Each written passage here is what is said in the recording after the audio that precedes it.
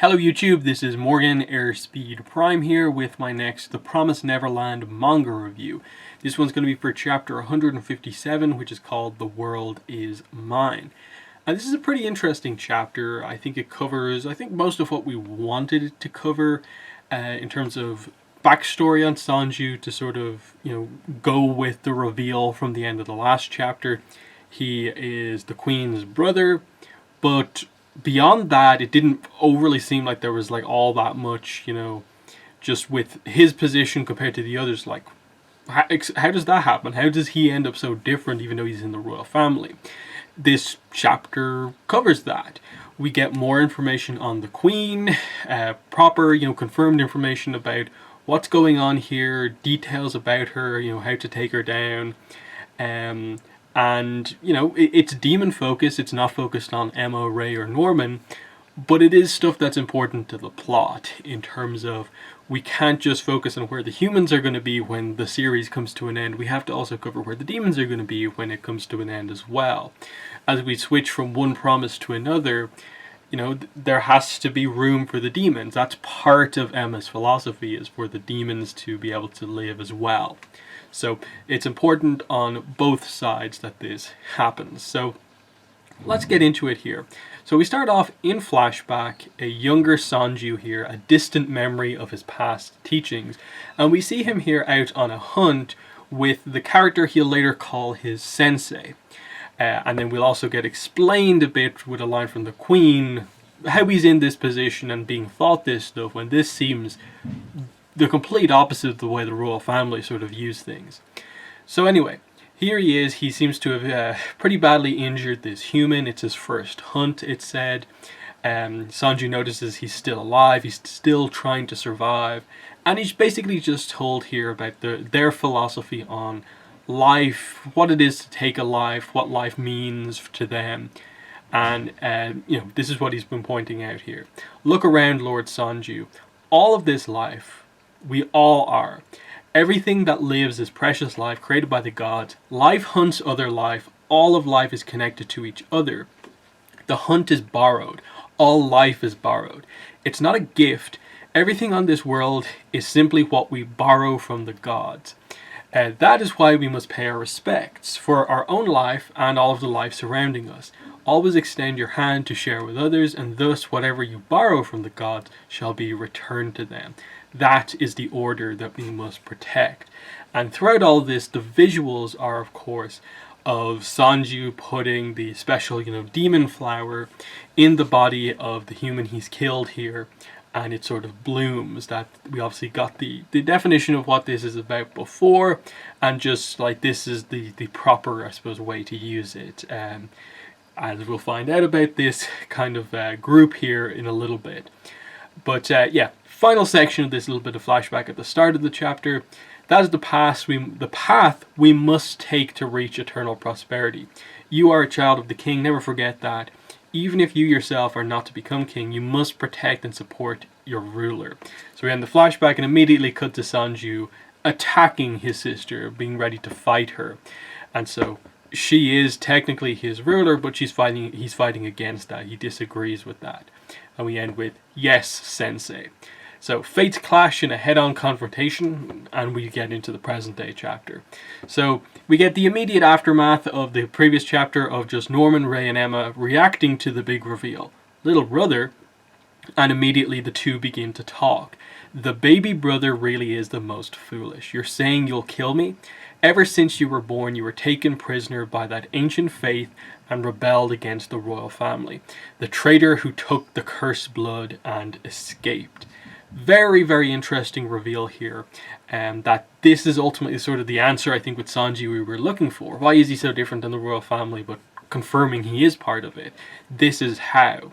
He grew up sort of separately. He has different views. He has different philosophies. And that's why he disagrees fundamentally with the way the royal family rule and how they support the farm system and the unwillingness to use the cursed blood, as it's called, to take away the reliance of people on eating humans to maintain their intelligence and so on. So very, very interesting stuff, and he gives his own perspective on it in the next panel.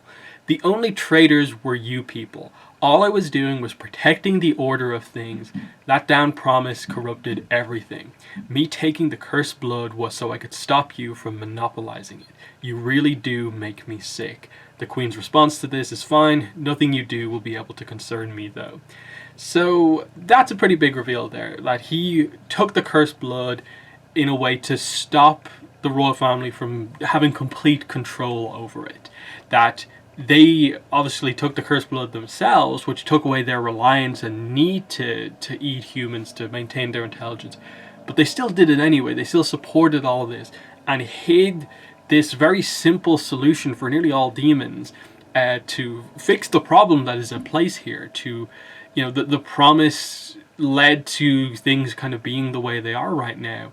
Sonju fundamentally disagrees with the farm system and wants humans to get back on their feet because he wants to be able to hunt them in the right way rather than just relying on them for food. So it's a pretty interesting kind of perspective here that's going on. So, you know, there's obviously still a lot more we're going to have to get out of this. More on the Queen's backstory, more on Sonju's backstory, and especially more on Mujika, who they're talking about the importance of her blood without really giving us the full details about, you know, what makes her blood so special? Why is she different? You know, where does she come from to make this such a big factor? But anyway, we cut to Emma, Ray, and Norman with Zazie, and Mujika says, you know, without delay, you should take that boy and step back a bit. So Zazie's still not moving. Ray takes this opportunity to ask her, what's going on, Mujika? What is that queen? Big reveal here. Queen Legravalima has 2 cores. The first was the one that was broken just before. The second core is the resurrected one. She continues and says, it's a secret hereditary trait that was passed down by the royal family from the founding king to the next generation and so on. I don't know much else about it, but for such a child to be born into the royal family is extremely rare. Emma asks the question to get some clarification here. What about Sonju? Sonju shouldn't possess that trait. The same as other demons, the only child of the previous king to have 2 cores is Legravalima. So that is good information there. It gets across the idea that from as far as Mujika is aware, who seems to know a lot, Legravalima, the queen, is the only one who has this specific ability. It is a trait that has been only found previously in the royal bloodline, but is not every single one in that line. So the queen has it, as we've seen here. Her first core was destroyed, and we see here that they confirmed the second one. That's how she's able to be alive. So it's nice to have that information of this. She does have a core, and they'll talk about it as the pages progress. Now, what it does put up in the air is the whole Luvis situation. A lot of people have been speculating about it since we've learned some of this information. If the Queen can do this, then that means Luvis can do this as well. This explains why Luvis he disappeared after he was killed. What happened to his body? Does he also have a second core? And it begs the question of just like, one, how does everyone know that the Queen has this ability, you know, outside of just they found out about it now? It seems like Mujika is like aware of the fact that this is like something the Queen either had, or she has seen it before in someone else and so is aware of the ability that the Queen has. The question is, of course, like how early on in someone's life do they have to be aware of this? And that, like, did the Queen always know she had 2 cores, or did she just find out about it in death and stuff like that? So Luvis could have not realized he had a second one, or, you know, just it was a secret. Maybe he didn't tell anyone. So there's always that opportunity, but I'm assuming they'll say something about Luvis as we go on. So Sonju then gives his thoughts on how he feels, I suppose, having to fight the Queen, and if things are going to be okay or not. So he gets across the idea that she is a monster, and he definitely gets across the idea that he's saying this in more ways than one. It's not just her appearance and what happened, it's that just the energy, the aura she's giving off, she is different than she was before. She was already incredibly powerful prior to this, but this resurrected form, she seems to be on a whole other level. And he talks about the idea of, is this the power of a second core, that it's it's even more powerful when the first one is destroyed almost. That seems to be what they get across. He does note, though, it's fine. Fortunately for me, the first core has already been destroyed. Humans are quite the surprise, so he's always kind of keeping track of the fact that, oh, humans are getting back on track. You know, they were able to take out the Queen's first core. That will be interesting from his perspective of like wanting to hunt them again at some point. There's only one more core that needs to be destroyed. What's the position? He does reveal, though, he was able to get a clue from the moment he entered the fight and obviously pierced her with all of the spears. And he noted that there was a specific place she slightly twisted her body from to protect herself. So it's the stomach. Her second core is most likely somewhere in her stomach. But she's a genuine monster, so naturally the chance of being able to move it isn't off the table either. So he's just going to try and take her out in one shot. The Queen comes at him again with the extending nail attack, and they're sort of dodging each other. Then all of a sudden, Sonju delivers a really, really powerful blow and seems to just cut the Queen right in half through the stomach. But this is when the reveal comes out. The adhesive, the kind of glue stuff that Jiren was using earlier on to sort of trap the Queen initially, it seems like the Queen was able to sort of make her body produce that substance, and now it's all over Sonju's spear, and she kind of traps him in that way. So he has to let go of the spear and sort of backflip away. He then, the Queen throws it at him, so Sonju loses an arm in this exchange, and it seems like everything's going pretty bad. And she just reveals, she's very confident here. It is certainly true that my core is currently in my stomach, but so what? You knowing that information doesn't change anything. You will be the end of the royal family. You can join the others. How exhilarating. And this is where she kind of goes full-on villain crazy here, but she sort of reveals what's driving her at this point, I suppose, is the best way to say it. This is power, absolute overwhelming power. You'll never understand, Sonju. With such an amazing gift, I can't help but laugh. It's not that I revived, I was reborn. I'm overflowing with power. Chills are running through my entire body. But here's the interesting bit of what she says. Be it memories, strength, or anything else, I can draw out every single bit of what I eat. You just don't get it. I've reached the highest state of being. I'll actually discuss this here.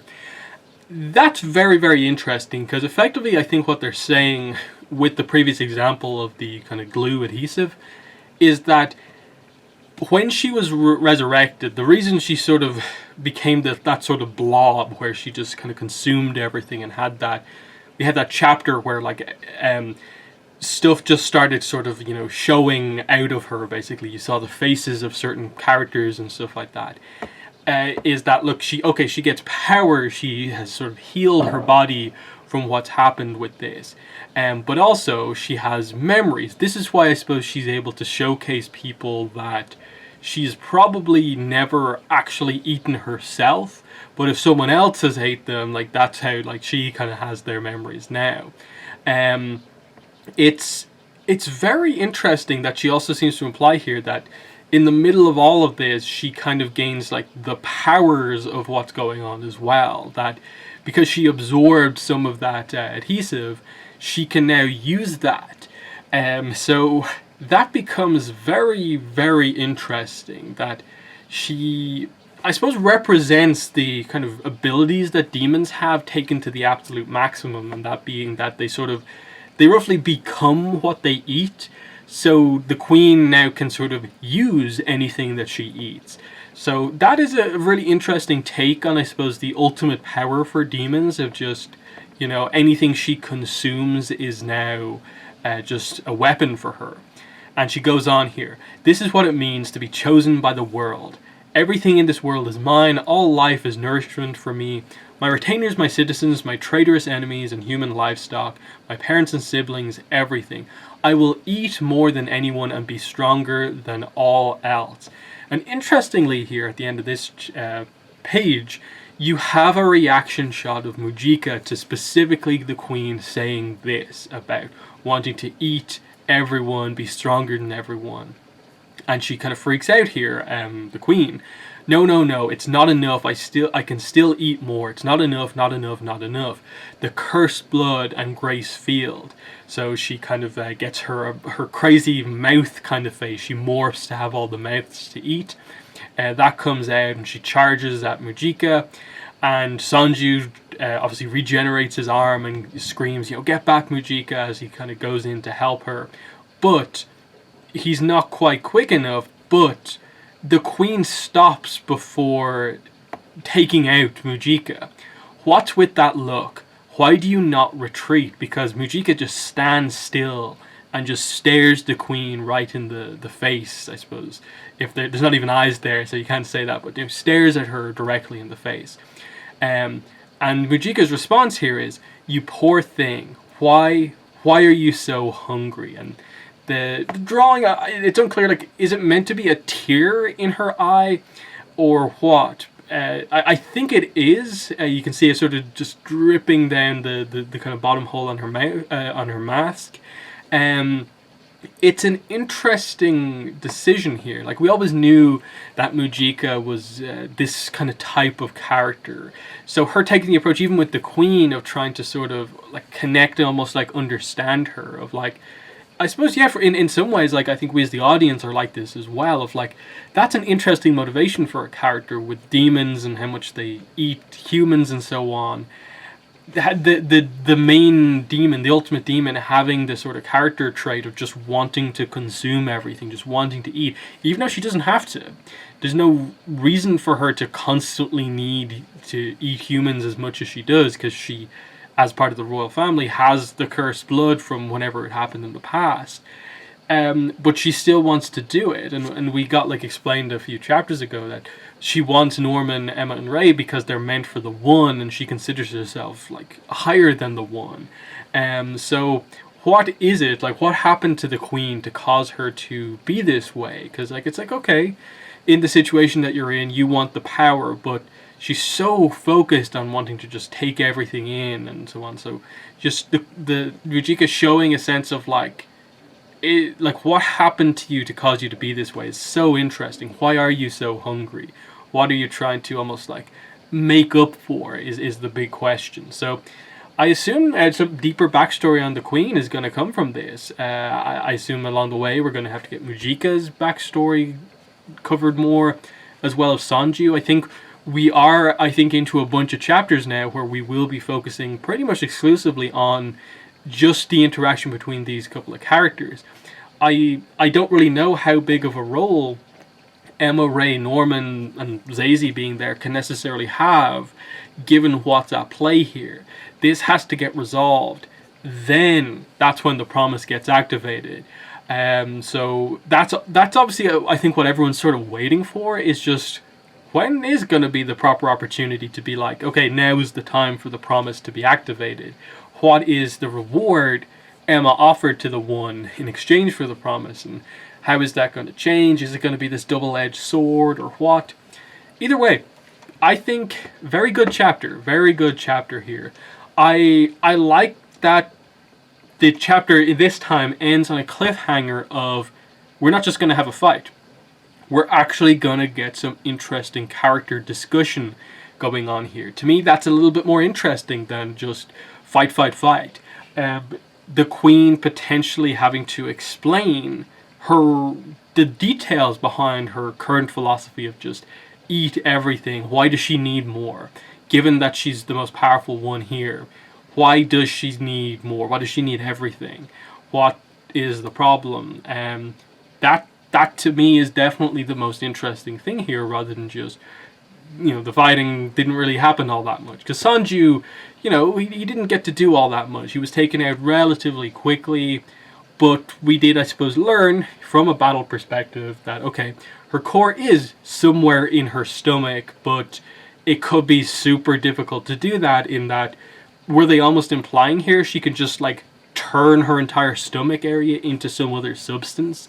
Or just did Sonju happen to just slice through the part where her core wasn't, or whatever? Either way, there's more to come.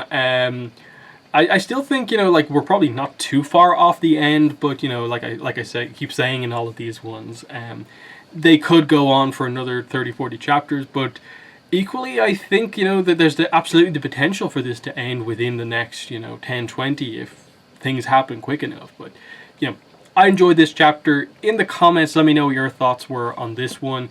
Chapter 157, what are your thoughts on it? Let me know in the comments below. But that's been the video. Thanks for watching, and bye.